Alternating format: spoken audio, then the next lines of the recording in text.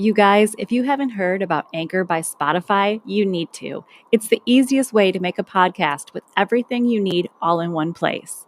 Anchor has tools that allow you to record and edit your podcast right from your phone or your computer. When hosting on Anchor, you can distribute your podcast on listening platforms like Spotify, Apple Podcast, and more. It's everything you need to make a podcast in one place. And best of all, Anchor is totally free. Download the Anchor app or go to anchor.fm to get started.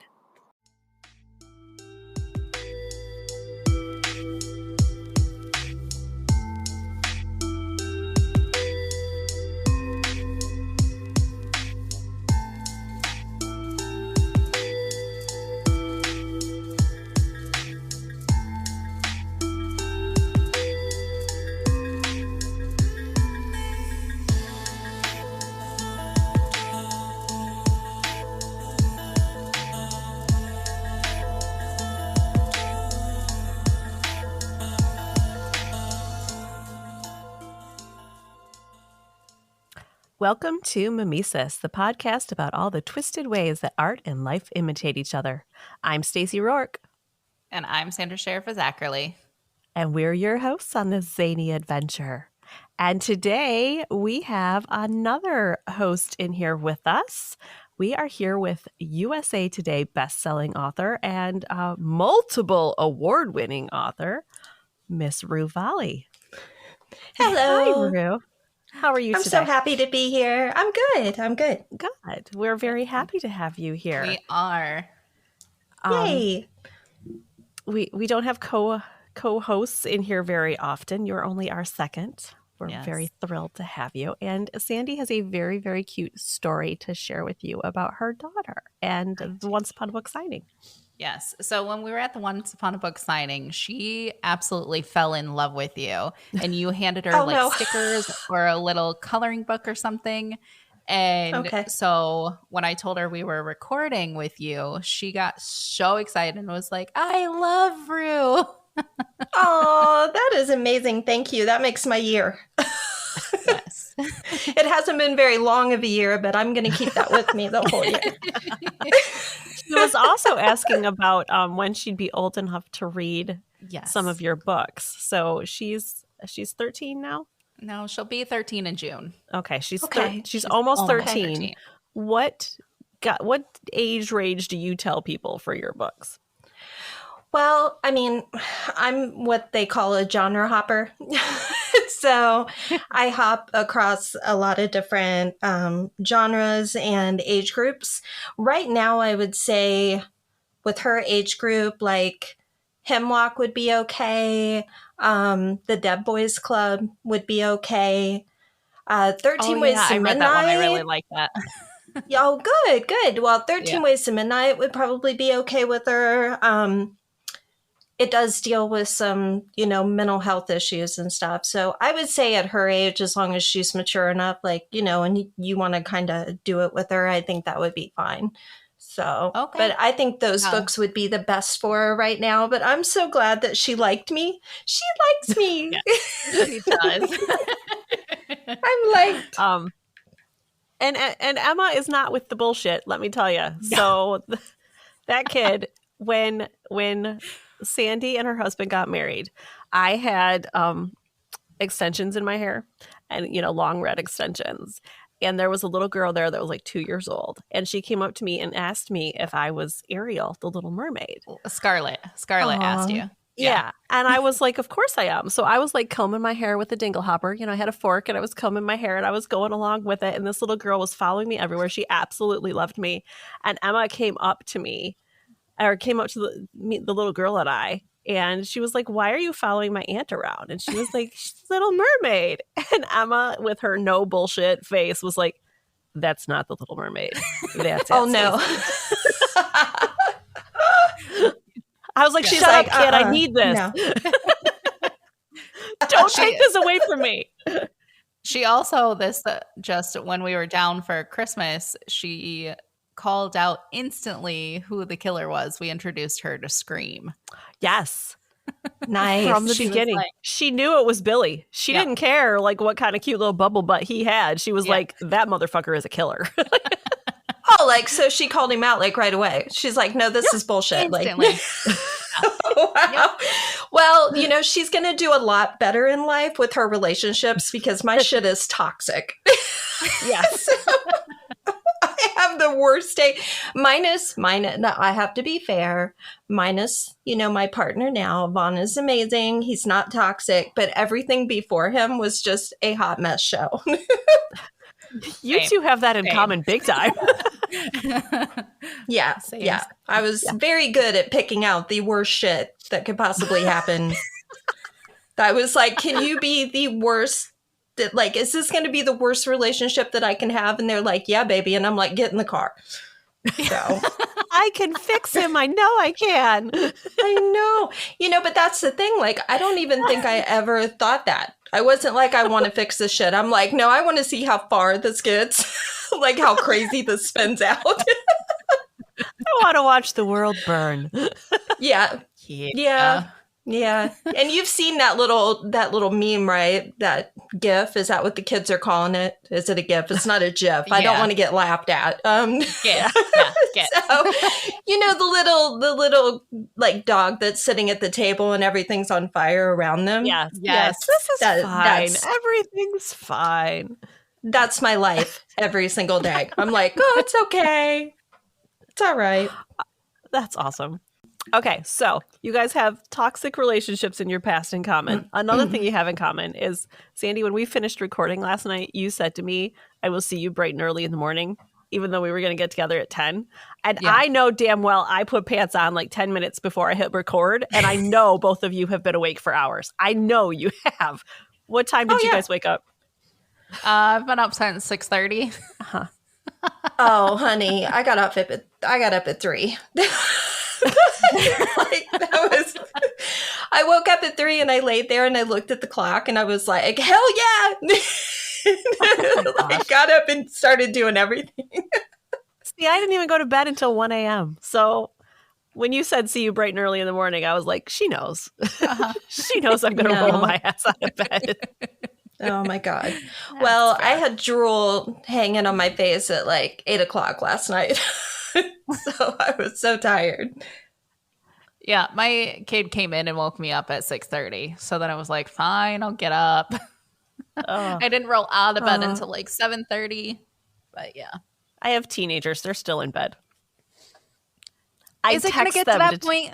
What? Will it eventually get to that point of my kids actually sleeping? But see, here's the thing. There's no lead into it. It's not like they just gradually start sleeping later. It's they get up early and then all of a sudden they're sleeping till noon. There is no in between there. So they're still in bed. It's like almost 10:30. Oh, yeah. Yeah. I text them to say I'm recording a podcast because they were both still in bed. Oh, my Lord. Elliot will probably be awake before we're done recording. Madeline, I will have to wake up when we're done. Yes. You've had what? Oh, I've had 3 cups of coffee. I took a shower, put my lipstick on today, which was fun. I braided my hair like Jenna from Wednesday. I changed 3 times. I had her iconic dress because I actually own it, that she did for her dance. Yes. I had that on. And then decided not to do it because it was like too tight in my shoulders. So this is like my 3rd costume change. I love it. As if it wasn't going to be just audio. Like, I'm like, this is ridiculous. Oh my God. I put a lot of thought into the sweatpants I put on today. They match my sweatshirt, and that's as far as my ensemble consideration for the day went. All I did was grabbed pants and threw them on. Yeah, I have a shirt on too. I should say that. Oh my God. Speaking of pants, y'all, I know we got to get to the show here in a minute, but I have to vent about this. I went to pick my daughter up from school yesterday. When did the Pooh Bear look become a fashion statement? I am picking this child up, and there are a bunch of girls walking around with sweatshirts or t-shirts that are longer than their shorts. So it just looks like they're wearing a shirt. Literally, it's the Pooh Bear look. They're all dressed like Winnie the Pooh. When did this become a thing? I don't know, but I know that I've seen it around here too. And it's like, it's freezing here. Stop doing that. Yeah, cover your ass. Just Yeah. cover your ass, y'all. There's no possible way I could wear that shit. No. There's no way. No. No.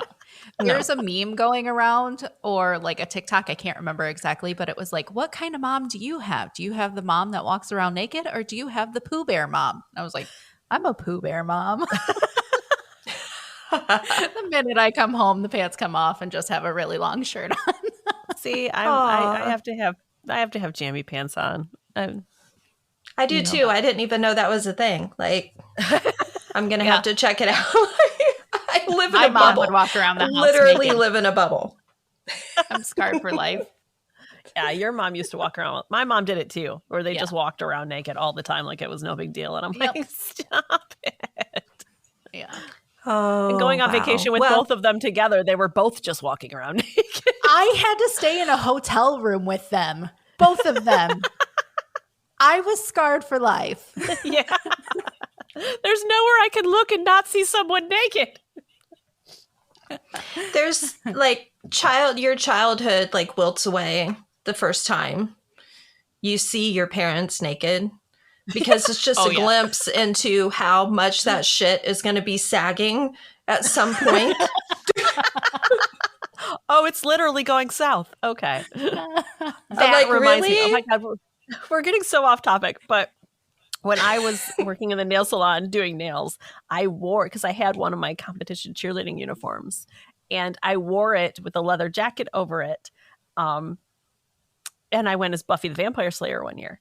And I was just making conversation with the other girls that I worked with. And I was like, I don't remember the skirt being this short when I was in high school. And this bitch looked at me and went, well, your ass is lower than it was then. Oh.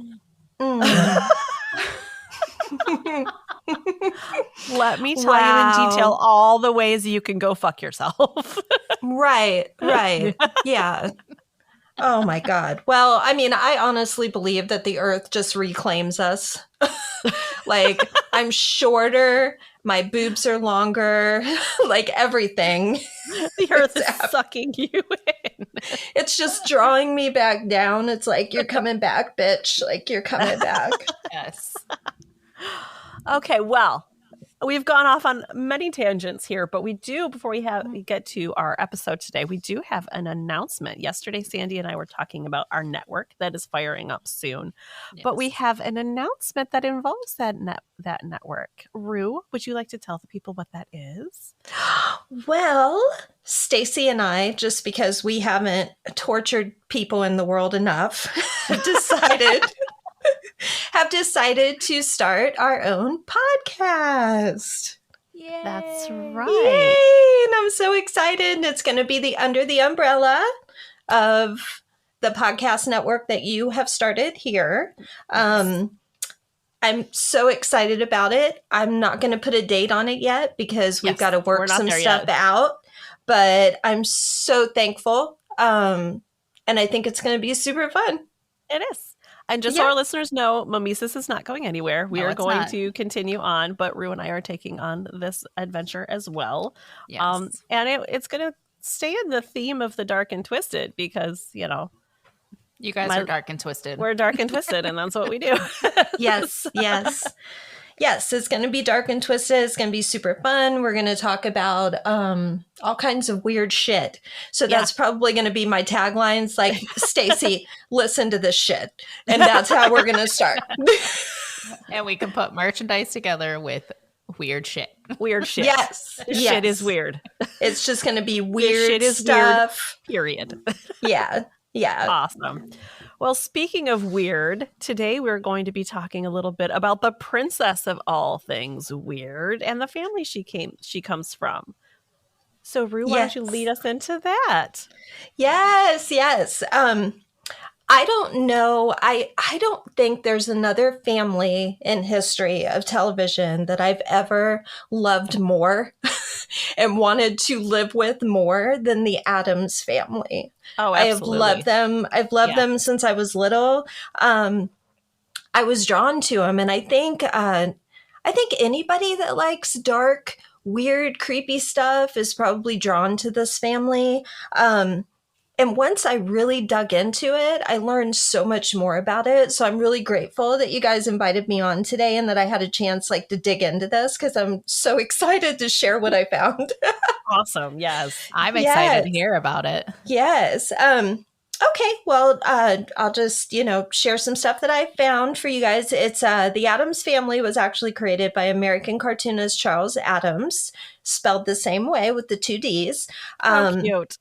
Yeah, and they first appeared in the New Yorker in 1938. So we're like way back. Yeah. The characters were actually in 150 unrelated single panel cartoons over a 50-year period in the New Yorker. Yeah. Wow. I didn't even know that it was cartoon panels. But it does make sense. Yeah. I mean, it makes sense though, because we started talking about Gomez, like when this new, Wednesday show came up, and there was so much chatter online and people were like, oh my God, he doesn't look like him. He actually looks almost dead on what Charles, envisioned. And we've got to respect that. I mean, that's the creator. Right. So, it just blew my mind that people were complaining about that. But anyway, since they were adapted, they've been adapted for TV, film, video games, comic books, soundtracks, a musical, which I thought you would be really excited about, Stacey. I am an Addams Family musical. I didn't know there was a musical, but I am all in. Yes. Yeah. And then endless pieces of merchandise. I mean, it's just, it's everywhere. The Addams Family is actually a satirical inversion of an ideal post-war American family. That's what Charles had envisioned for them. They're an odd old money clan who delight in the macabre and are seemingly unaware and unconcerned that other people find them strange and frightening. And they kind of went into that with the movies in the 90s, because everybody that came into their house, they just acted like this shit's normal. We have, we got a chopping block over there, and people were like, what the hell is going on? They're like, well, it's like part of our house. Wait, you don't have one? Right. It's like, you don't have a guillotine like in your house? Like, that's crazy. How do you chop your lettuce? Right. Like, how do you do all of that? How do you cook? I don't. Okay. Let's see. Charles Addams was actually quoted as saying, Gomez and Pugsley are enthusiastic. Morticia is even in her disposition, muted, dangerously witty, and deadly. Grandmama Frump, with an F, I'm going to make sure that we know that, is foolishly good-natured, and Wednesday is her mother's daughter. They're a closely knit family. The head of the family is actually Morticia. He always wanted it to be female-led, and I appreciated that, especially coming from a man in the 30s. Not to be mean, but that just wasn't something that was going on. Absolutely. Their house is a wreck, of course, but they're a house-proud family. They're proud of everything that's in their home, even though it looks like it's a funeral home. Like, they absolutely love their house. And he said every trap door is in good repair. Like, I love that look of like the old Victorian style home. So even like those, like, I love the gothic look. Absolutely. Did you ever notice how much the Addams Family house and the Bates Motel house look alike? They're very, very similar. And they're up on the hill. They overlook everything. They have the one tall section in the center. Yeah. Very similar. I didn't really think about that. I'm now thinking back to the movies in the 90s, which are my favorite, and we'll get into that. Yeah.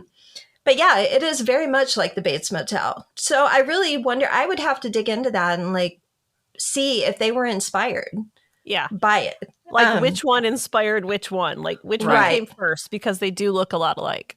I'm going to tell you that it was the Addams Family. I know that for a fact. Yeah. And I kind of get into it. But okay. Although most of their humor is steeped in the macabre, the Addams Family was never meant to be evil in any way, which kind of surprises me. Because in a lot of ways they do seem kind of evil, but they never really like go over the line except with their own family, where they're like throwing swords at each other and like everything. Except in the new one when Wednesday unleashes the piranhas on the entire swim team. Exactly. But you know what? That had already happened in the 90s movies because Christina Ricci was violent with her brother the entire time. So people being shocked about those piranhas was kind of, I was like, did you see the other two movies? Did you not watch this? Like, did you not know what happened? She was trying to kill her baby brother, like all the time. Yeah. Constantly. Yeah. Morticia and Gomez have a passionate relationship, which I think we are all jealous of. Oh, they're wonderful. Absolutely. Yeah, I love them so much. And they are completely and utterly dedicated to their family and their children. Which you can say whatever you want about the Addams family, but the parents were actually good parents. They love their kids. Yeah. They even donate large sums of money to charities, despite the visitors' horror at their peculiar lifestyle.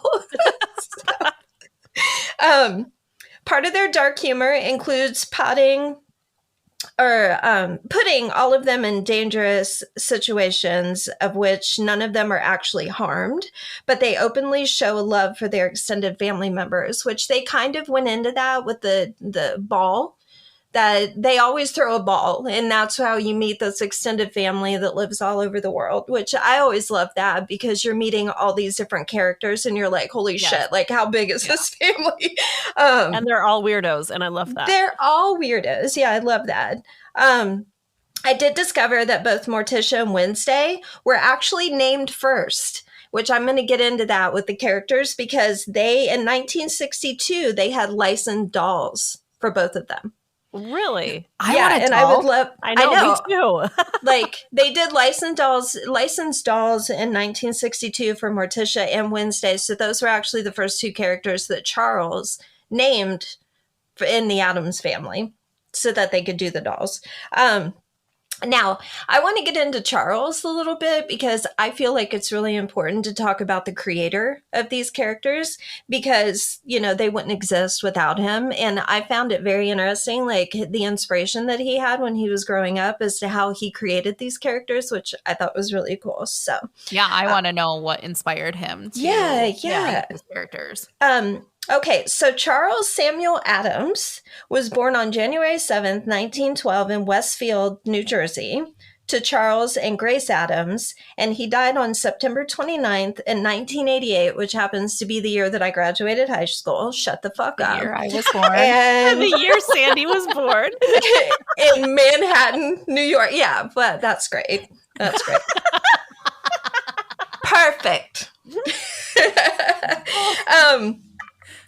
Big Charles, which they called him, his daddy, was a piano company executive who had studied to be an architect and was also known as a quote-unquote rascal around the neighborhood. Now, I couldn't find out, like, if it was just because he was, mischievous and was causing shit, or if he was, like, a ladies' man, or what was going on. But I took it as a ladies' man. As soon as you said it, I was like, I took it as a ladies' man. I know. I was like, what do you mean you're a rascal? Which kind of makes me wonder if Charles used him as an inspiration for Gomez. And how he would flirt and how big his love was, and how flirtatious and charming he was. I bet that it was his dad that he used as an inspiration. He was just hoping that he would direct it as his mother, and then maybe that's why he made Gomez dote on her so much. Right. Yeah. His dad was distantly related, get this, to U.S. Presidents John Adams and John Quincy Adams, even though their names are spelled differently. No shit. Wow. Yeah. He added an extra D to his name. So I'm not quite sure why that happened, but he's related to both of them. And his first cousin, this was the one I got really excited about, who's twice removed, is the noted social reformer Jane Addams. Are you guys aware of who she is? Yeah. Yeah, no. Jane was a huge activist. Did you say no, Sandy? No. Well, I'm going to tell you. Jane was a huge activist for women's rights and co-founded Chicago's Hull House, which is one of America's first famous settlement houses providing extensive social services to the poor. largely immigrant families. She was actually the first woman who received an honorary arts degree from Yale University. And in 1920, she became the co-founder of, get this shit, the American Civil Liberties Union, also known as the ACLU. Yeah, okay. Wow. That's awesome. Yeah. What an outstanding family. Like, every member was doing some incredible shit. Yeah. And get this, she was also the first woman to receive a Nobel Peace Prize. Like, the first woman in history to receive one. Yeah. I mean, and some days I'm too fucking lazy to put gas in my car. I'm like, it's fine. I know, and this bitch is out there like getting getting her degree from Yale, founding the ACLU. I'm like, shit, I haven't done anything. I know. I'm like, nah, I could probably make it a little further. I don't really want to. I know. Well, she's a badass. I could talk about her all day. But anyway, I was super excited to find those 3 relatives of his. I was like, oh my God, this is amazing. But anyway, getting back to Charles, he actually preferred to be called Chaz. Chas. Chaz Addams was actually his pen name. And he signed all of his artwork Chaz. Okay. Yeah. He was known for his dark humor and macabre characters. Yeah. I feel that. Right? He did win the Edgar Award, and in 2018, he was inducted into the Will Eisner Hall of Fame. As in Alan Poe? Yeah. Okay. Yeah. Okay, so Charles had 3 wives. All at once? I wish, because that would have been super fun. I mean, because who the hell doesn't need 3 girls, right? Like, it's not enough. There would be so much nagging that happened all the time. Oh my God, can you imagine? Okay, so one of his wives was named Barbara Jean Day, whose only claim to fame was the fact that she screwed like 2 famous people. One being Chaz Addams, and the other one being John Richard Hersey, who was also a journalist. So obviously she had like a hot kink for people with a pen.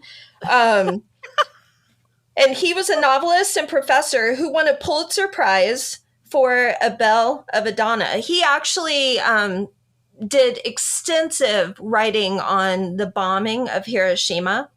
Okay. Like, so he has like a lot of work out there. Like, he was an amazing writer. But yeah, so she had to be with him and with Charles. So I don't know. She has a type. Yes, she definitely has a type. But can you imagine when you're actually signed? Like, I looked her up, and this is the only thing. Oh yeah, she fucked these 2 guys that both wrote. I'm like, is that it? It's like, oh my gosh. Oh my God. Reminds me of the line from Hamilton, who lives, who dies, who tells your story. And she's like looking at the story and she's like, oh, I'm a whore. Okay, great. Good to know. Do you write a book? Okay, wait a minute. Let me remove my panties. Hold on, let me swing my bra around. Okay, Charles was also married to, are you ready for this? Estelle Barbara Barb. Wow. So I'm, at Who's this that? point, Estelle Barbara Barb. That was her name. So I'm thinking that maybe Charles has a problem with Barbara. Like if your name is Barb, like, just like lock your doors, because Chaz is coming to get it. That name does it for him. Right. Then he was married to another woman named Marilyn Matthews Miller. So like 3 M's. So I'm like, dude. Barbara Barb and MMM. Yeah. He's a big fan of alliteration. Yeah. He loves his alliteration. Okay, so I'm going to tell you a few things about Charles. Charles loved to hang out in cemeteries when he was a kid. Okay. Like, he would leave the house, and if they wanted to find Chaz, he was in the cemetery. So he also had peaceful.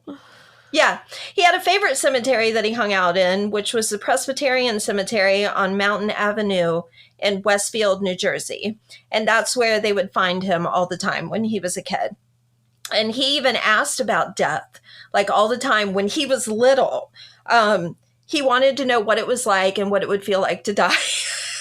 Wow. No, thank you. I don't want to know what it feels like. No. Right. No. He was constantly like hanging out in the cemetery. So I'm like, okay. His characters, which is awesome, they lived on Cemetery Ridge with a dreadful view. So we're talking about the house that's on the hill. Yes. He actually called it Cemetery Ridge because he loves cemeteries. And it does make sense that they had that huge cemetery of the Addams family deceased in the backyard of that house because he loved cemeteries. I mean, he was obsessed with them. Yeah. Charles, he was kind of a rascal himself, and I'm not talking in the sexual term. He was caught breaking into a house on Elm Street, and another one on Freddy Krueger. I know. He broke. You just want to say hi to Freddie. He broke into a house on Elm Street and another one on Dudley Avenue because they were both inspirations for the Addams Family mansion in his cartoons. They were both old Victorian mansions, so he broke into both of them so he could actually see the architecture so he could build the house. Okay. He didn't want to do any harm. He just wanted to break in and have a little looky-loo. Right. Now, I'm going to go ahead and put a disclaimer in here because I am a writer and you will never catch my ass breaking into somebody's Victorian mansion, even though I put the shit in my books like every time. I have never done that. Okay. I just want to make sure everybody... being a builder, I cannot tell you how many times he's stopped at a house and like wanted to look in the windows just to see it. And I've been an accomplice in this, and it creeps me out. But in his defense, people weren't living there at the time. There were always empty structures. But yes, we have gone around peeking in windows of old houses. Like no, I'm not going to tell you that I'm not a creepy person who would peek in the house of an abandoned house that I shouldn't crawl over the fence of. Yeah. But anyway. But I'm not going to break inside. I'm not going to break into the house, so you don't have to. I will try the door, and if the door is open, then the universe wants it to happen. But exactly. I mean, it's not my fault if the door is not locked. Yeah. So, okay. So let's see. Charles also used College Hall, which is the oldest building on the campus of the University of Pennsylvania, which is where he graduated from with a fine arts degree. He used that building for inspiration for the mansion for the Addams family. And his friends said that his sense of humor was a lot different than anyone else's. And he drew with a happy vengeance when he was in school. I mean, I would like, okay, Stacey, I'm going to tell both of you now, like when I do pass, like, in the next 300 years, because I'm a vampire and I will be living forever just to torment everyone. But when I go, I would like for you to put on my stone that I wrote with a happy vengeance. Absolutely. Yeah. Now, there is a Charles Addams Fine Arts Hall at the university to this day, which I would like to go see now. Yep. Okay, we're adding that to the road trip list now. Exactly. What have we got so far? We've got Salem, Sleepy Hollow, the Lizzie Borden house. Yes. Edgar Allan Poe's home. I'd like to see that. And now this one. So yes, we have to go to the University of Pennsylvania to his Fine Arts Hall.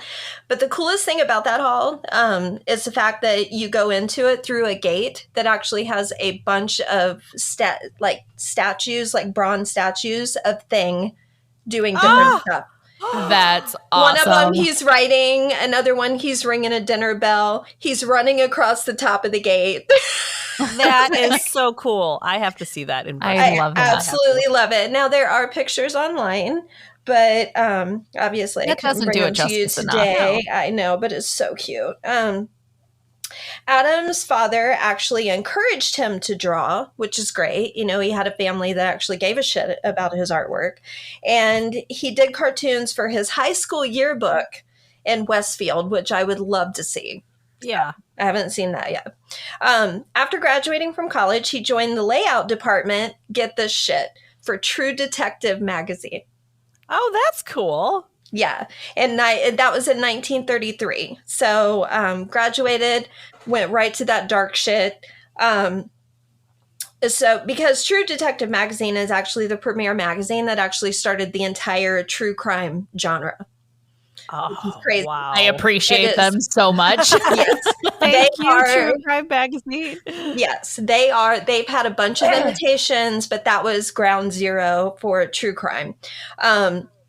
Where this is what he did for them. He retouched photos of corpses to remove the blood. And he complained constantly, saying that the corpses were more interesting the way they were. I was like, are you serious? But yeah. Can you imagine if you take like the blood and gore out of those scenes, it just looks like people are sleeping in really fucked up positions. Absolutely. Yeah. Yeah, but that's what he did like the entire time.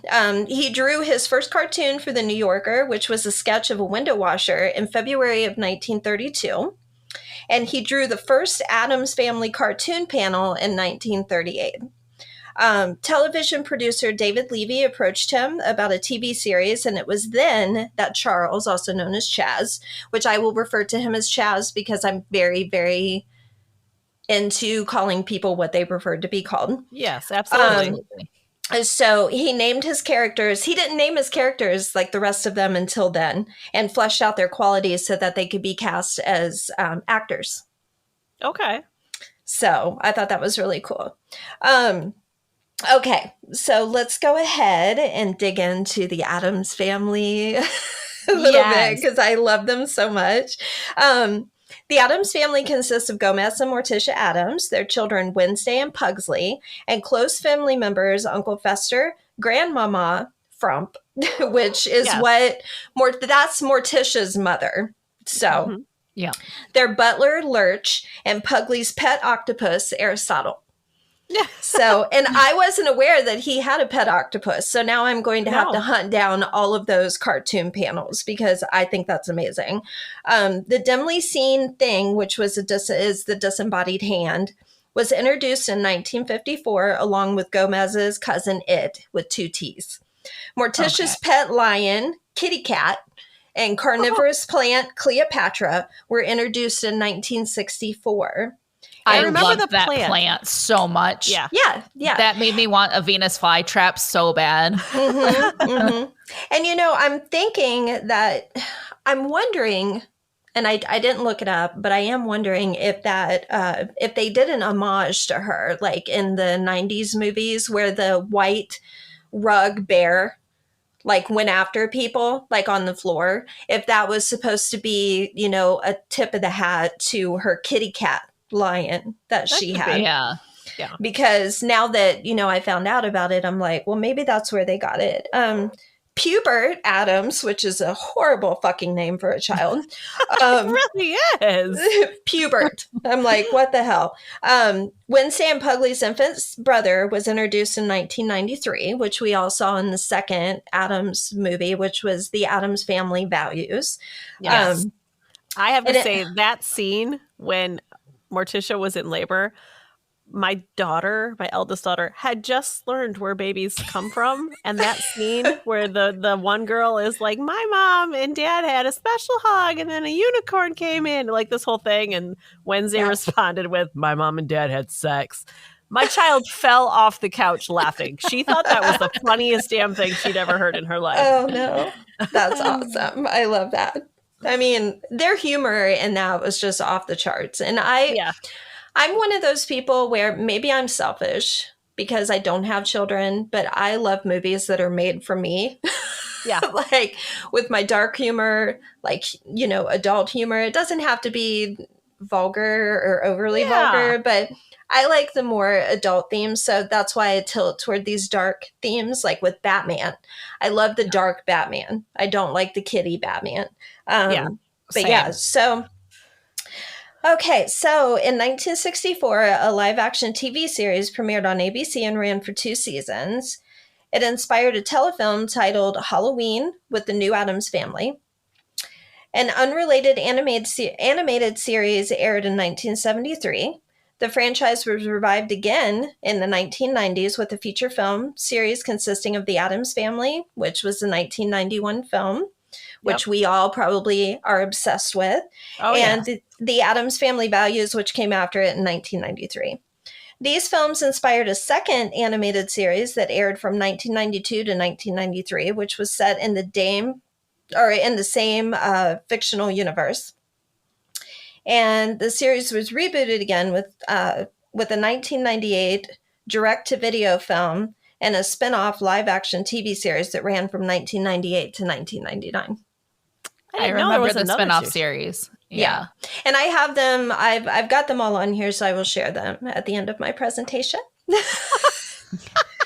So you guys will know exactly how many episodes we're going to have to all watch, because there are a shit ton of them.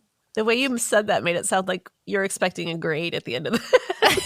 I am. I'm hoping for at least a C+, bitch. All right. So in 2010, a live musical adaptation featuring Nathan Lane and Bebe Neuwirth, I'm sorry if I mangled your name, honey, opened on Broadway and was nominated for 2 Tony Awards and 8 Drama Desk Awards. How have I never heard of this? I know. I was totally stunned. I was stunned. So I'm like, how did this slip by me? The series was rebooted again in 2019 with an animated film, The Addams Family, which led to a sequel in 2021. And I do believe that they are referring to those as the 3D animated ones that they did. Yeah. I didn't realize they did 3D. Yeah, it was a 3D animation. And I actually get into that. I've got that in here. And the reason why that happened, which was kind of weird. Okay. So in 2022, Netflix debuted the original series Wednesday. Woo! So good. Let's just take a moment. Oh my gosh. It's so good. Oh my everything. God. I was so Here's the thing. obsessed. There has been a void on TV. It was left by Buffy. It was left by Supernatural. And it's that dark show with snarky humor worked into it. Yes. And we need more of that. We need more of those kind of shows, because I am just addicted to them. If it was up to me, that's all that would be on. I'm sorry. Exactly. But Same. Because Same. I think it's absolutely amazing. I am in love with Tim Burton. Oh, shit. Yes. Everything he does. Yeah. I've been a fan since day one. I'll be his second wife, like a Hobbit's breakfast. Totally okay with that. I just want to burrow into his mind and absorb like his creativity. Yeah. I want to be some sort of brain parasite that lives off of him. That's what I want to be. I don't know if you guys knew this, but he is married, and I believe still married, to Helena Bonham Carter. No, they're not together anymore. Are they not together anymore? Well, that's fucking bullshit. Thanks for I ruining know. my day. I know. But here's also the thing: is like Johnny Depp is his best friend. Yes. Helena was his spouse for years, and he kept casting them together and was like, kiss. Yes. Push it. Get in there, make it happen. Lean in, make it weird. I want to see what kind of fucked up baby you guys could have. Like, let's just get this going. Kind of like the Angelina Jolie, like Brad Pitt fiasco. It's like, you two are not allowed to make another beautiful human. Fuck all the way off. Right. It's ridiculous. Stop trying to repopulate the world with people way like too with pretty. Tim Burton, like there's a big old thing going on right now that they're like, well, he actually didn't direct The Night Before Christmas. And it's like, right, he might not have directed it, but it was his creation. Yeah. He created that universe. Yeah. He started it. He's the creator. Yeah. So he's always going to get, creative. Correct. Yeah. Well, sorry, James I couldn't even think of the Patterson word. doesn't write all of his own books, but his name is still on them. Exactly. Yeah, there's no way he's shitting out a book every 3 days. I am so mad about that. I go to Walmart and I'm like, what? He just released one back like last Thursday. Yeah. like this is ridiculous. I can't keep up with it. Oh my God.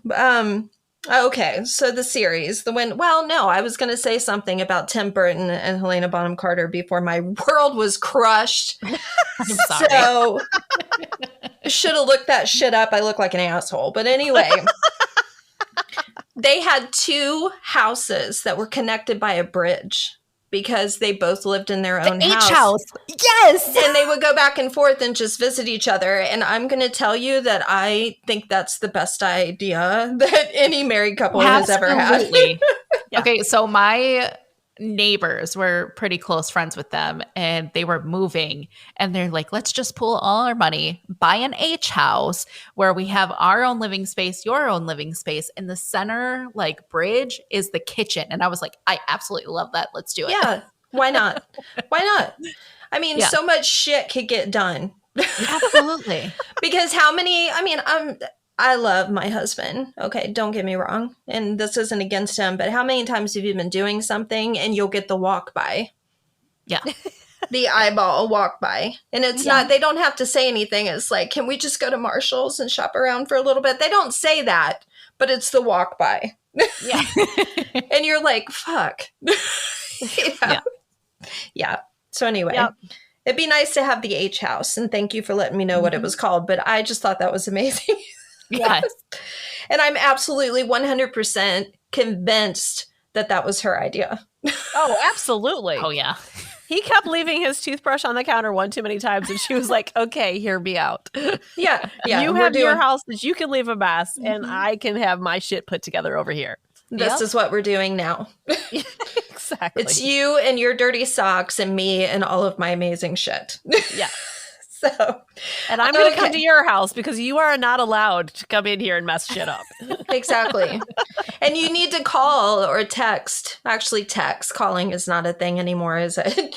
So just text me before you're coming over, because there's no reason to get the dogs all excited.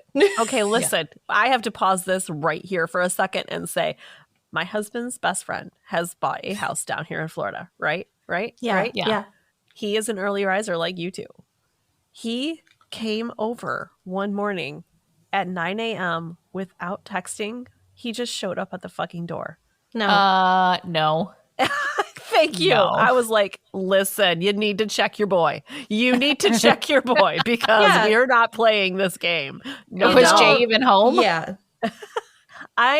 Listen, if Jay wasn't home to answer the door, my ass would have melted off the couch onto the floor and just pretended I wasn't home. Oh, yeah. Like, that's specifically why, other than the fact that I just think people lost their fucking minds the last 3 years, that I bought a ring and put it all around my house. Because when they come on my porch and ring it, I'm like, what? Why are you here? What? And I'm looking at them. It doesn't matter where I'm at. I'm just like, why are you here? Yeah. Like, that's why what are I you need on my my porch? floor mat to say outside my door. I don't want it to say welcome. I want it to say, why are you here? It shouldn't say welcome. No. I don't know why people put those up. I am assuming that if you have a welcome sign on there, you are part of the Texas Chainsaw Massacre family, and you are going to kill my ass as soon as I come in. Yup. Oh yes, so the H house. I'm convinced that that was her idea. Totally. She needed a break from his ass. He may be super cool, but we all know why she did that. He has a strange mind. She's like, go. Right. It's like, over there. Go play with your claymation dolls in your own fucking area. I am sick of your shit being on the kitchen table. He kept coming out dressed as Oogie Boogie, and she's like, listen, motherfucker. Yeah, that shit and is scary. Right, but he's thinking it's sexy time. Like, I mean, can you imagine that shit? Like him actually coming on to you. He looks like he's in one of those fucking movies. Yeah, and I love him to death, but no. No. Anyway. That Wednesday series actually beat all records on Netflix as the most watched series that they've ever released. For good reason. Yeah. It's fantastic. They did a great job with it. Yeah, they did amazing. And I thought it was incredible. My account will show it's been watched like 3 times already. Yeah. Oh yeah. Yeah. I have it on loop. I do that with a lot of different shows because I'm manic. Yeah. And I fall back into things that I'm comfortable with because I already know the outcome, because it's very hard for me to watch shit that I don't know. Yes, me too. Yes. Yeah. It's like I think that's our trauma response. Like we like it's a trigger for us if we don't know what's happening. Yeah. People with anxiety like things that they know the outcome and they're comfortable with it. And Yeah, we do that with Parks and Recreation. Like we have that on loop. Like we watch it when we're eating dinner and it's I'll shrink down. I've never watched that. Weirdo. No.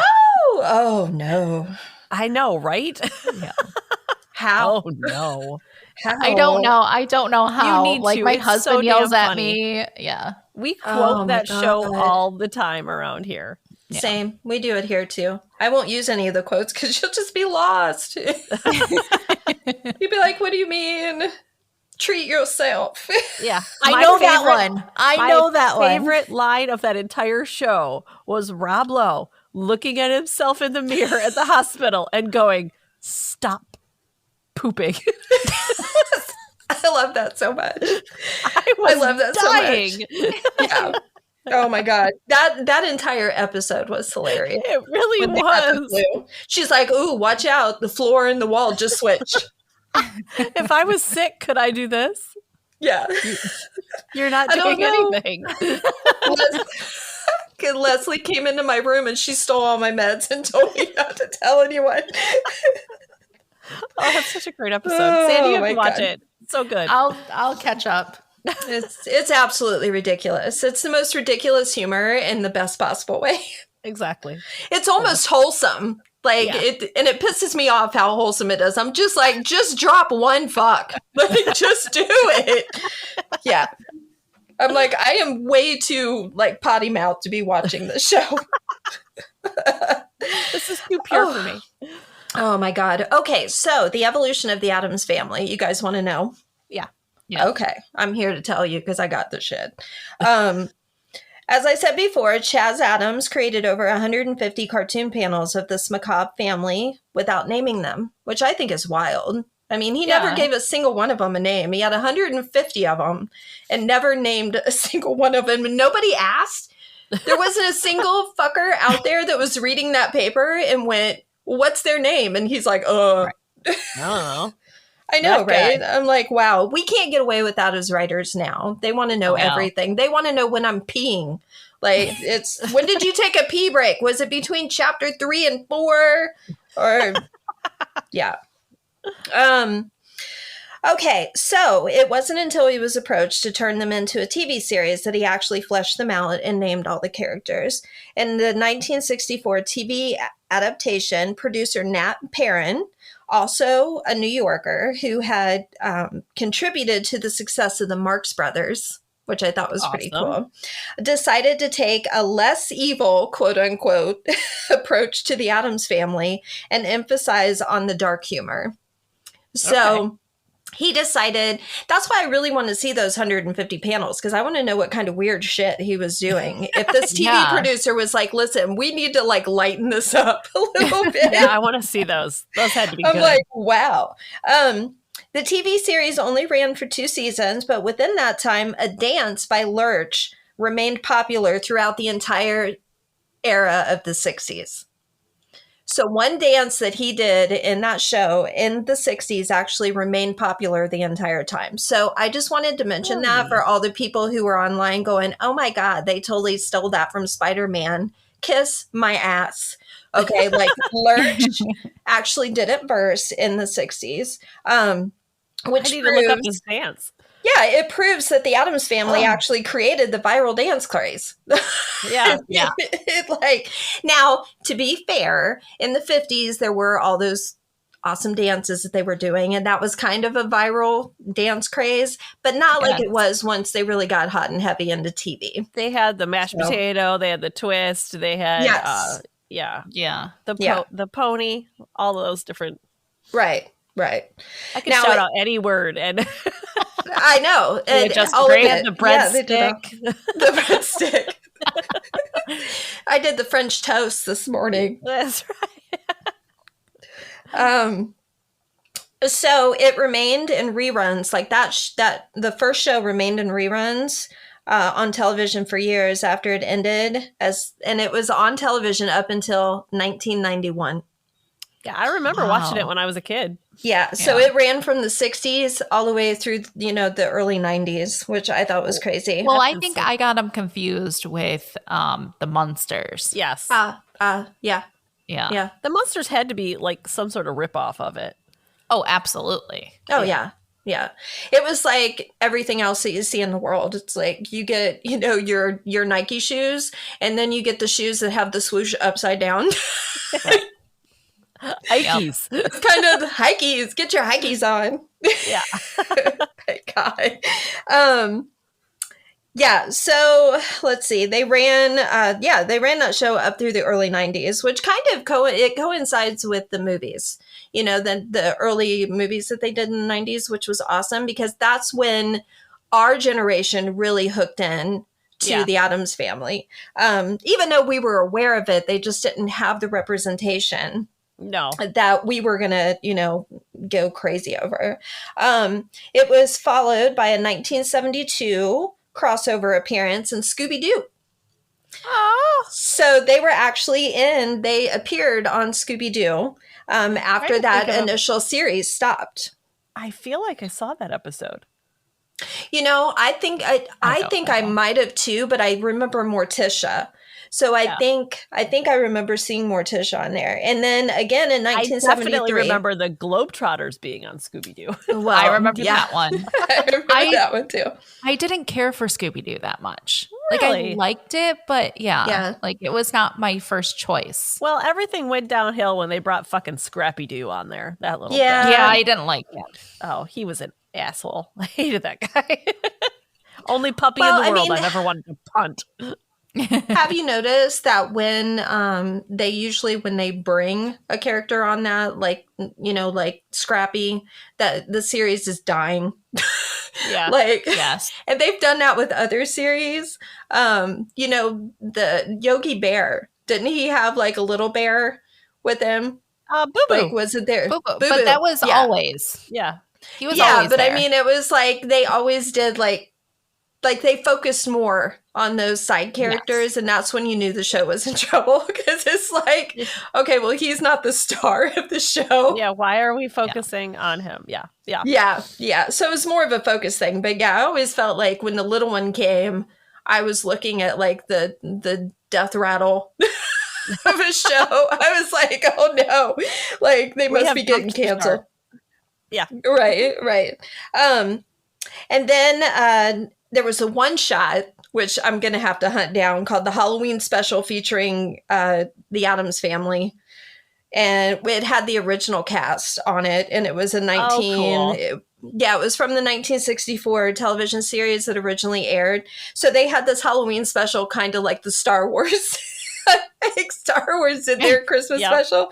Well, the Addams Family did the same shit. So I'm going to have to find it. I need to find that. Yeah. The franchise was largely inactive through the 80s, which really makes me sad because I'm like, what? Like, that's when I was mostly alive.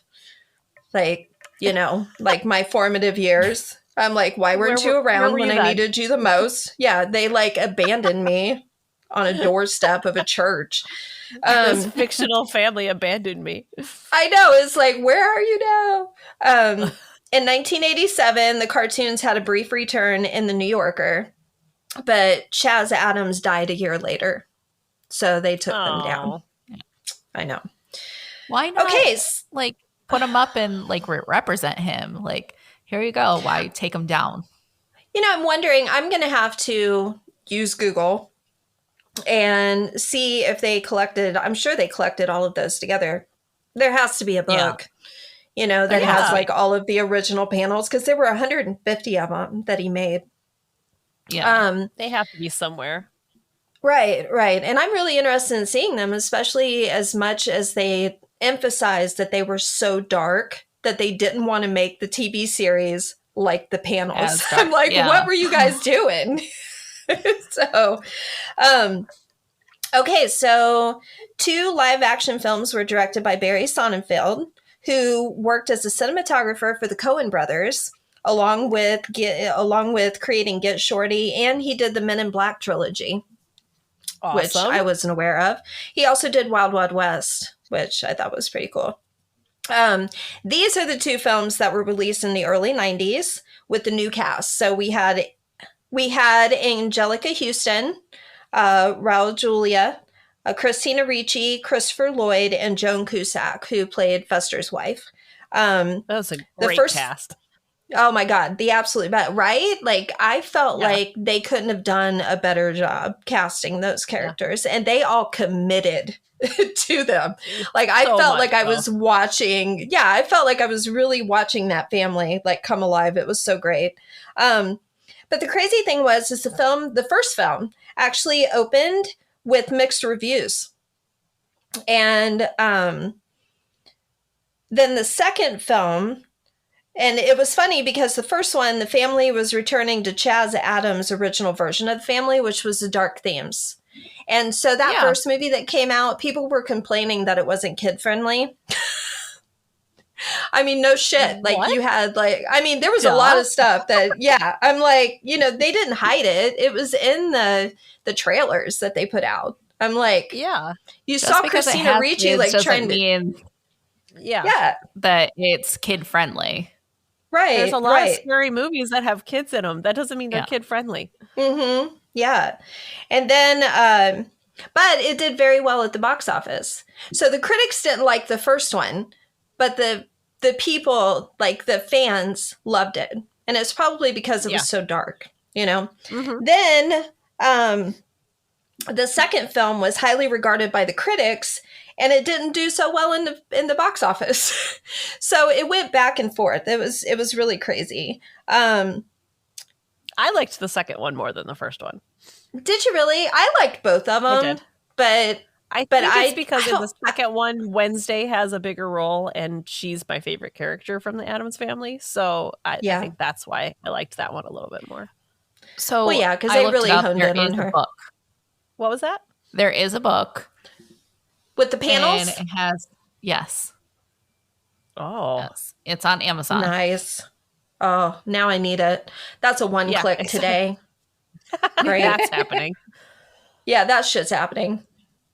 Like, every day, the guy from the post office, like, walks across my porch, and he has the most awful look on his face because he has to deliver packages to my house every damn day.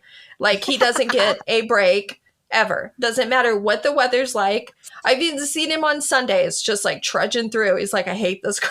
I hate her so much. I see the Amazon truck in my subdivision, and if it doesn't stop here, I'm, like, offended. I'm like, bitch, where are you going? I thought we had something special. Yeah. Who are these people? I didn't realize that we are in a divorce. We're in an active divorce right now. So crazy. You're seeing other people? You're seeing other people?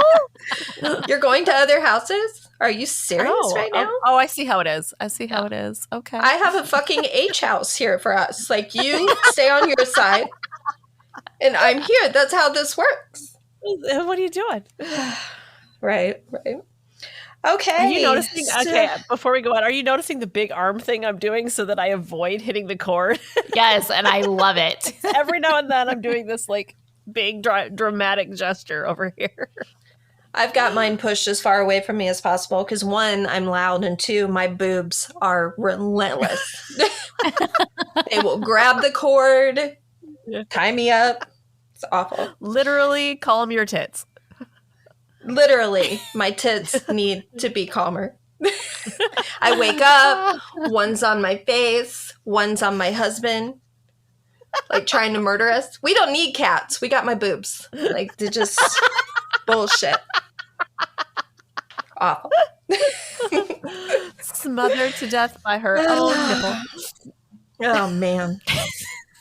I don't want that on my tombstone. I just want growth with a happy vengeance. Listen, man, it can be both. My God. Until she was smothered by her titty. Yeah. Murdered by tit. Wrote with vengeance. Happy vengeance. We talked about how Chaz liked to go play in graveyards.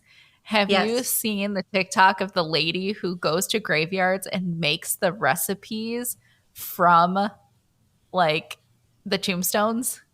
There's recipes on tombstones? Yeah. People put their like you would put a recipe on your tombstone. Well, it's like people who are like, you're not getting the recipe until I'm dead. Oh, geez. They put it on their tombstone. They put Holy it shit, into what their a petty bitch. Because that means you have to come to the funeral. Exactly. Or you're not getting this fucking recipe. Cemetery. Can you imagine that shit? I'm going to do that to my sisters. That is something your grandmother would do, Sandy, because I asked her for her zucchini bread recipe, and I was making it, and I messaged her, and I was like, Mom, this is not turning out like yours. And she was like, I gave you a zucchini bread recipe. I didn't give you my zucchini bread recipe. I have been begging for that recipe for years. And she's like, you'll get it eventually. Yeah. No, it's going to be... We're fucking putting it on her tombstone. That's it. Yep. That's all that's happening. Oh my God. Yeah. I need to check this TikToker out. Is that what they call them? Are they TikTokers? Yes.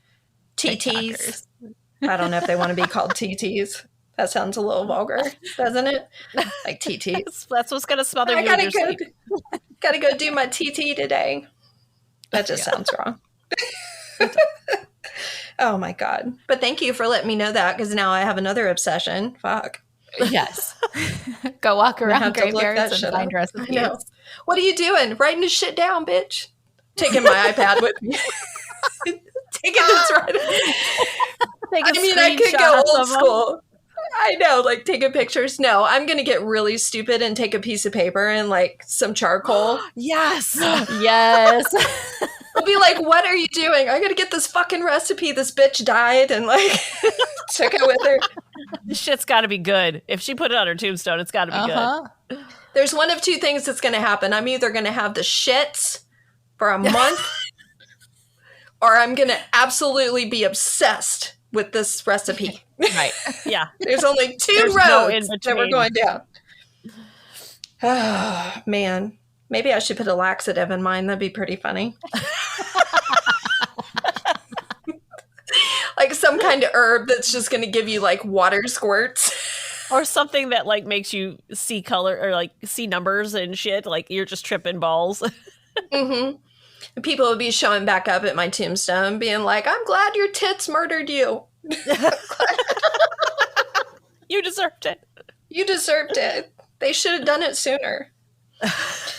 Oh my God. Okay. Well, back to the Addams Family. So the second film that was highly regarded by critics and not by fans, which, you know, that doesn't go in your favor, Stacey, because you love that one.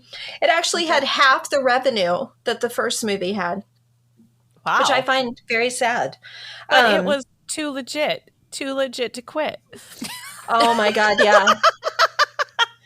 It was, wasn't it? For everyone listening, I absolutely did the hand gesture. Oh, yeah. I was mesmerized. I leaned in. I was like, is that what's happening right now? That's great. Doing it? Oh my God, she's doing it. Oh my God. Okay. But unfortunately, the fact that the film did half the revenue and there were the sudden unexpected death of Raul Julia happened in 1994. I know we were all heartbroken because he was amazing as Gomez. I absolutely loved him. He was great. And Angelica Houston, chef's kiss. She was chef's stunning. kiss. And the two of them together, their chemistry, oh my God. And I was like, do it forever. I will just watch whatever you put out. I don't give a shit. Do whatever you're doing. I will watch it. It's so amazing. Let's see. Those two things together actually prevented those movies from going forward. Yeah. Which really sucked because I think that franchise would have still, I mean, it was just amazing. They could have done as many movies as they wanted with that cast. And like I said, I would have given them all my money. It would have been like Star Wars, just like, I don't care. Just throwing my money at it. Yeah.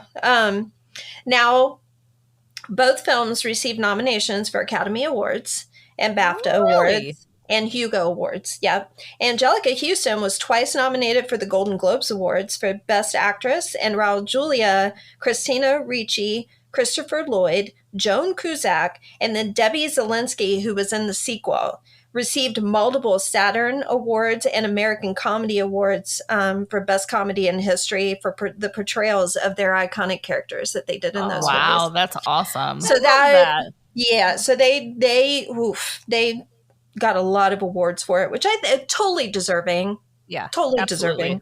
deserving. Now, I told you before we were going to talk about the animation because she said I didn't know it was 3D, right? Yeah. Yeah. A Tim Burton stop motion film was announced in 2010, but never got developed. I remember hearing about that. Instead, Metro Goldwyn Mayer, who owns the rights to it, put out the animated films, and they announced those in 2013. And unlike the Burton version, it would utilize 3D computer animation. Oh, wow. So they traded in something that was amazing for 3D animation, because how cool would it have been to have gotten an Addams Family, Tim Burton claymation That's movie? like that speaks to my heart right there. I know, right? Boobs got heart. Like, just thinking about that, I'm like, oh my God. I got goosebumps. You got goosebumps? Right. Yeah. It would have been amazing. So the film released in 2019 to a moderate box office reception, big surprise. A sequel was released in 2021 during the pandemic, and guess what? Didn't do good either. I don't even think I heard of those. No. I think I did in passing, but it was during the pandemic. It came and went. Yeah. Both films scored a 28% on Rotten Tomatoes. Oh, they were terrible. That's I not was so like, good. ooh, that's terrible. Those tomatoes, just throw them out. You can't save that shit. Even if they're canned, just throw it. Don't do Just it. get rid of it. That's not good. Right. But as we all know, Tim Burton did rise like the phoenix, and he joined the Addams Family universe again with the wildly popular Wednesday on Netflix. So when he returned, this is what we got. So it's kind of, I'm wondering if maybe the whole thing with the claymation had to happen, but because he came back with this amazing rendition of Wednesday that we're all obsessed with. So I kind of feel like it was worth it to go through. It happened for a reason. Yeah, that it definitely happened for a reason. And Wednesday has been picked up for a second season. I don't know if it's going to be 2023 or 2024. I'm hoping 23 because I'm obsessed with it. Yeah. Like most of the world is. It's amazing. Yeah. Now, the Addams Family, which a lot of people probably don't think about it, but they actually branch off extensively, like in the entire world. Like they have relatives everywhere. The family credo in Latin means we gladly feast on those who would subdue us. Oh, I love that. I fucking love that. Right? I didn't put the Latin in here because I would have murdered it. It's just, oh my God, I want to make a plaque that says that in Latin and hang it over my door. Yes. But I do have it in Latin, and that's what I was going to tell you. I really think we should make t-shirts and everything. So, yes. Yeah. I love that. Right? Right. Now, Chaz Addams was inspired by his environment in Westfield, New Jersey, which is a place we're all going to have to visit now. Yes. Because the area is completely chock full of ornate Victorian mansions and archaic cemeteries. Oh, yeah. Yeah. In the musical, the house is located in Central Park for some reason instead of in the cemetery. Yeah, they put it in Central Park. And in 2019 film, the Addamses lived in they actually lived in an abandoned asylum located on the outskirts of the state of New Jersey, which is haunted by disembodied residents who demand the property remain undisturbed. I fucking love that. Yeah, I was like, that's incredible. But the cool thing about that is that's Chaz. That's how dark he was with this shit. And they never really got as dark with anything as he was, like, in life. And I was love like, that. wow, he was they're in an asylum and they can't touch anything. Yeah. And they were like, dial it back a little bit. Yes. Oh my God. But okay. So I promised I was going to tell you the episodes in the series. so that you guys know how many there are that we're going to have to catch up on. The original Addams Family that only ran from 1964 to 1965 had 64 episodes. Wow. That's a lot for 2 seasons. Yeah, they had 30 episodes the first season and 34 the next. Wow. And I was like, wow. The Addams Family animated sitcom that was in 1973 had 16 episodes before it was canceled. Okay. The Addams Family Halloween special was aired first on October 30th of 1977. That's the year I was born. I know, I was going to say that. I was 7, so shut the fuck up. Sandy didn't even exist. Nope. Can't believe it. I wasn't even a thought. You weren't even a thought yet. Oh Not even a little twinkle in my mom's eye. Not yet. The Addams Family cartoon show was 21 episodes and it ran from 1992 to 1993. And then the new Addams Family that was out in 1998 had 65 episodes. Okay. So that was a long run. Yeah, they had 65 in 1 year. Nobody was sleeping. No. Wow. Nobody. That's a lot. And Wednesday, of course, it was released in 2022, has had 8 episodes, which were, again, chef's kiss. Beautiful. Yeah. Beautiful work. I loved everything about it. I don't have any complaints whatsoever. Cannot wait for them to come back. Right. Okay. So this is kind of, I'm going to get to the wrap up on this for you guys. Okay. And I hope you've enjoyed my presentation today. It's been fantastic. Absolutely. This is and you've learned some new things about the Addams Family. And about your boobs. They've been trying to kill you for years. I'm not actually holding my iPad. My boobs are. I've been hands-free this whole fucking time. I've been hands-free, bitch, like a chicken on the range. Okay, so the legacy kind of wrap up for the Addams Family is that they have had a profound influence, not only on comics, but cinema, television, and they are cited as one of the main inspirations for the goth subculture. Love it. Because it's so old. I mean, this happened in the 30s, so there's nothing else that beats them with the goth subculture, and I love that. The Telegraph calls them one of the most iconic families in American history, up there with the Kennedys and the Roosevelts. Oh my gosh, I love that. Yeah, and Time compared their reach in the world to the Kennedys and the Roosevelts and said they are so much of a part of the American landscape that it's difficult to discuss our country's history without mentioning them.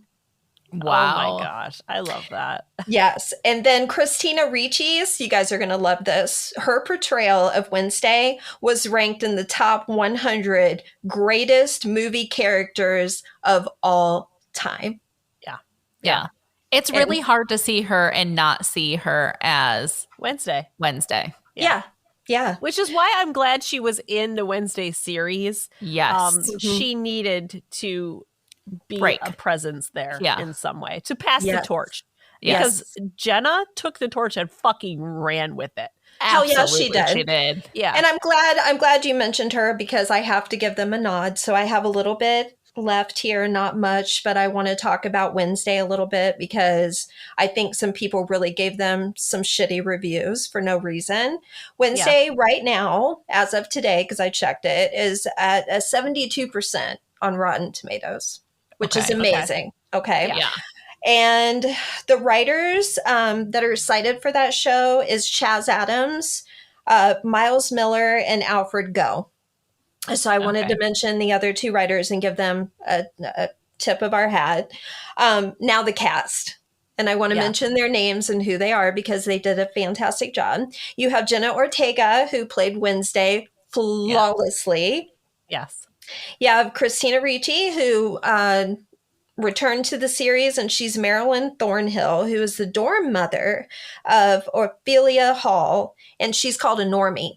So she's literally the only normie there. Like everybody else has a supernatural power, but she doesn't. And I thought that was amazing that they did that with her since she's she was also still cute as a button. She really is. Adorable. That's why I wore these glasses today. I'm going to lean up so you guys can see them. This is for her. Okay, so then we have Catherine Zeta-Jones, who got a ton of shit for playing Morticia Addams. And I don't know, how do you guys feel about her playing that character? I think she played the part. She looked the part. The only thing I didn't like is they made her a little bit more optimistic and a little bit more, I don't know. She wasn't as macabre as I like in my character. Other than that, I think she did a great job. Do you think she did good? I think that they just the way they portrayed her character was not as Morticia Addams as she could have been. Yeah. Right. Do you think that would have been different if she would have had more screen time? Possibly. Maybe. Yeah. Yeah. I mean, because I could see it. Listen, I think she's insane anyway, so I think she could have brought something to that character. Yeah. Because you could just see it in her eye. I hate to say that, but she just looks like she's going to cause some shit, like hit you with a shoe out of nowhere. Okay, so then we have Luis Guzman. I'm sorry if I'm messing up his name, who played Gomez. And to me, he looks exactly like the original drawings that Chaz had. Absolutely. So I feel like, so I feel like all of the crap that he was getting online was very superficial. Yeah, absolutely. I mean, I can understand loving the movies from the 1990s, but carrying that over and attacking someone because of the way they look was really shitty and like lowball. Yeah. And I just didn't respect it. So anytime I saw it, I just ignored it online because I'm like, I'm not going to participate in that because I think that's really shallow. It's horrible. And he did a great job in the role. Yeah, he did fantastic. Yeah. So, whatever. Emma Myers as Enid Sinclair, who was the bubbly and colorful roommate. She was so cute. Nevermore. Yeah. I will be very honest that I ship her and Wednesday. Like, those scrawny little boys that are there, they can go. I completely ship Wednesday and Enid. I think they're adorable. Absolutely. Yeah, I think that should totally be a thing. So we're just going to have to we're going to manifest that. Right. And I also love the fact that she was a werewolf who was ostracized by her family. Well, her mother, her dad was very supportive, but by her mother because she couldn't whoop out. Yeah. Right. I thought that was a great way to do some social commentary and move it into a storyline where they're not in your face about it, but they're like, look at how shitty this is. And everybody can go, yeah, that's shitty. Oh, wait. Exactly. Do you see how you're doing the same thing? Okay. I kind of trick them into, seeing how stupid that actually is. Yeah. Then we have, we have Gwendolyn Christie. There's Larissa Weems, who my daughter is now in love with. Like, my daughter is head over heels in love with Gwendolyn. She's obsessed. She's a goddess. Oh, she's a goddess. I have loved her since I was introduced to her in Game of Thrones. Yeah. And here's the thing, the camera angles that they shot her at this time, they didn't try to shrink her at all. No. They would put her in heels on the stairs next to somebody and let her shrink this person so you could see the giant Amazonian goddess that this woman is. Yes. Oh absolutely. My God, she's amazing. Yeah. And she shouldn't, it was funny. I was reading a bunch of articles with her and she said that Wednesday was the first time she ever felt beautiful on screen. Yep. It's because they always try to shrink her. I thought that was incredible. Yeah. Yeah. I thought that was incredible. This is the first time they glammed her up and good Lord, she's gorgeous. Yeah. She's beautiful. They should have done this for the long time. She took herself and put her name into the drawing because they didn't want to, I can't remember what award show it was. Yes, I remember that. They didn't want to put her name in, and she did it herself. She was like, God damn it, I deserve this. And won, I think. Yep. Mm-hmm. Yeah. Yeah. That's so crazy. That's crazy. I don't understand how anybody could look at her and not see pure beauty and power. Yeah. I think, maybe they're just people that are intimidated by that. It's cough, men. Cough, nudge, nudge. Yeah. Men are intimidated by her because she's this big, like I said, she's an Amazonian goddess. Yeah. Super sad. I mean, they kind of did that with She-Hulk too. Yeah. She was an amazing character and I really enjoyed watching that series too. I thought they did a really good job with that, but I love the way they did the social commentary with that too, where she was having she put herself out there on like a Tinder app or whatever, and was trying to date. And some of them only wanted to date the Hulk and not her because they were, it was a fetish for them.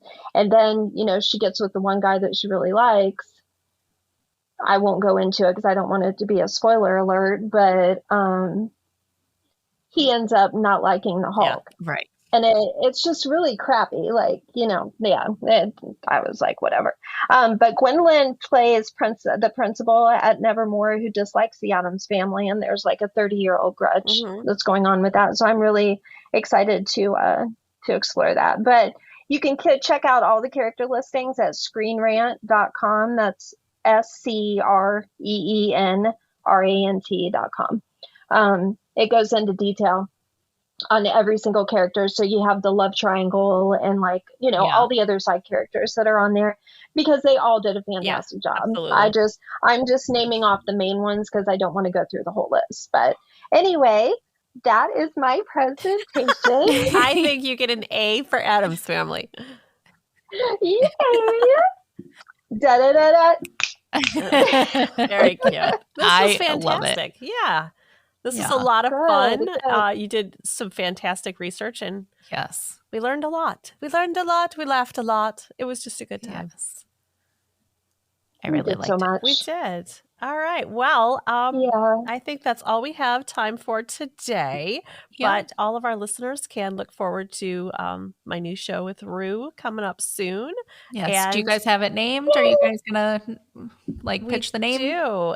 It is called Bidaboo, a peculiar podcast. Excuse me, Bidaboo with Stacy and Rue, a peculiar podcast. Oh, I love it so much. Yeah. Thank you. Because who doesn't need a bit of boo in their life? Exactly. Exactly. Get it. And then you can, of course, tune into our next episode of Mimesis, where I have yet to pick my topic, and I still need people to message us at Facebook and Instagram at the Mimesis Podcast, and you can hit us up at the Mimesis Podcast at gmail.com. Hit me up with ideas, yo. Because yes, please. You can also. I'm just finding another serial killer movie, and I'm going to do it again because we all know that's my thing. Yes, you can also find us on TikTok too at Mimesis Podcast. That's right. Yeah. Well, thank you, Rue, for being here. Thank you so much. I'm so happy. This has been a blast. You guys are amazing. Yeah. I'll be showing up at your doors without texting and moving in. We're making shirts with that Latin saying, and we're all going to find a recipe to put on our tombstone, and we're going to leave out one crucial ingredient. No, you can't leave out the crucial ingredient. That's the whole point of putting it on your tombstone is people actually get the right recipe. I'm doing it. You know what I actually want at my funeral? What? I want a giant crank at the bottom of my funeral, and I want it to play. I want somebody to walk over the crank and start turning it, and I want it to play very an ominous version of Pop Goes the Weasel. So everybody in the entire funeral home is like dreading my body lurching out of my casket. That's what I want. Oh my God. Oh my God. They're all just. That is the absolute. That is so you. Yeah. They're all just looking on in horror. No, that's what I want. I'll go and do the crank. Just apologize up front. I'm sorry. She was sick. She's going to be apologizing the whole time while she's walking up there like, oh my God. No, I'm going to laugh. That's going to make me laugh. That will laughing, crying. It's going to be a whole thing. All right, guys. So this has been a lot of fun, and I'm very excited about Bidaboo and all of that. All right, that's all that we've got time for today. Until next time, bye.